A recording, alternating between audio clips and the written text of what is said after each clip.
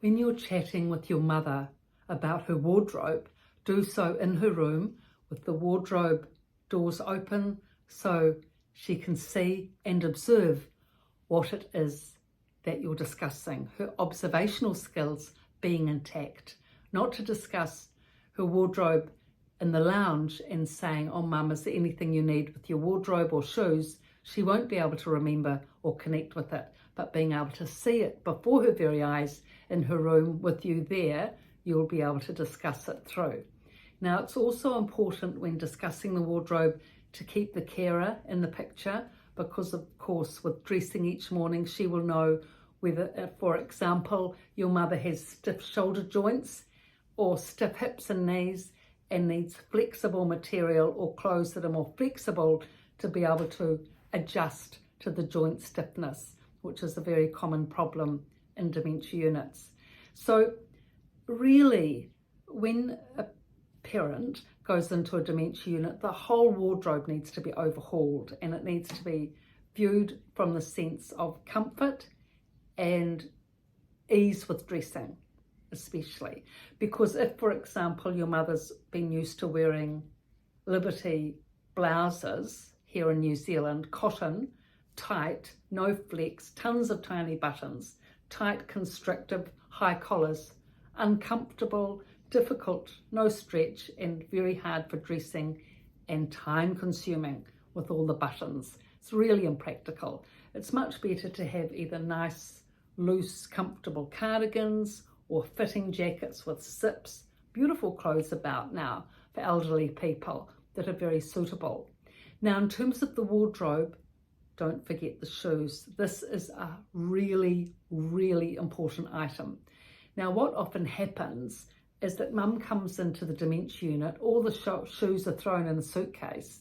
Nobody's sort of gone through to see which are suitable. They're thrown at the bottom of the wardrobe, and it's a problem, because what can happen is that fill-in staff can come along and think, oh, they're nice slingback shoes. If they're there, the resident must be able to wear them.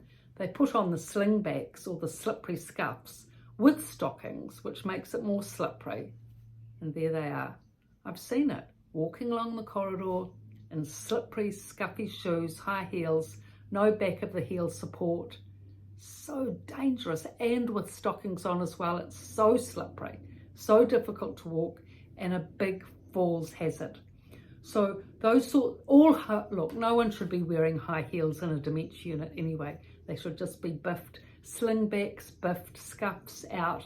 They need to have good solid walking shoes, either, lace up or Velcro. You can get nice shoes still for elderly people that are firm, solid and stable.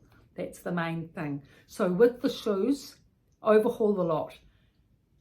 Get your mother to put on each pair of shoes, walk up the corridor and back, and observe and see her gait.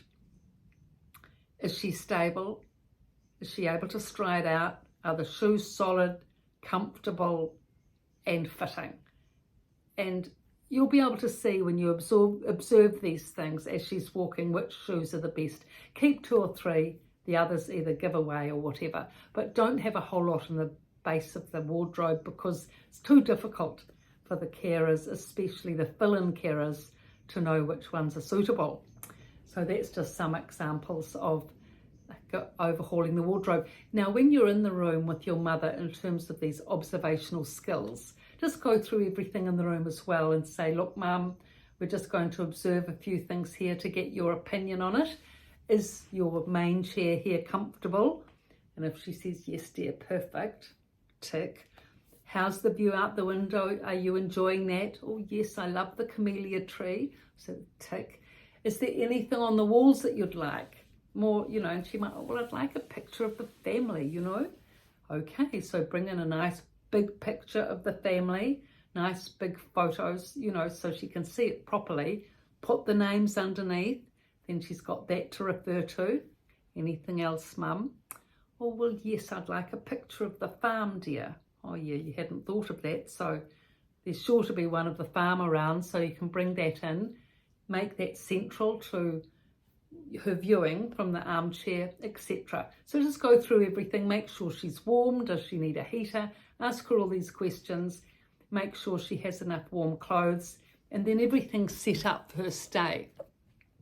So I've written about these topics in the resident's voice and the resident's rise at length. They're good reads, good gifts, everything in the description below. And thank you for your looks and your likes and support. Please subscribe. Thank you so much.